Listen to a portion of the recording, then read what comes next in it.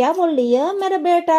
School में मेरा बेटा को लेके क्या बोल रही है? मेरा ना तेरा बेटी के जैसा छीनाल नहीं है। छीनाल समझते है?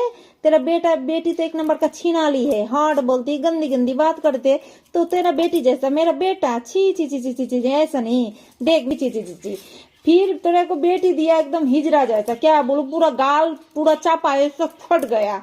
हाय रब्बा, हाय भगवान, इसको अच्छे से थोड़ा ऐसा ये दे, इसका मम्मी को जितना है ना बोनलेस वो काट के उसका बेटी को दे देना। कितना गंदी लगता है, छी छी छी छी छी छी।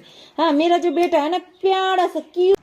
শুনলে তো সবাই, এই যে আরেকটা এক্সাম্পল যে এসডি কোনোদিন মিথ্যা কথা বলে না। এসডি সত্যবাদী, এসডি ভগবান।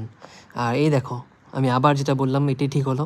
ওই নিজের বাচ্চার ফেক আইডি খুলে নিজে খিস্তি মারে, আর অন্যদের বাচ্চাদের খিস্তি মারে।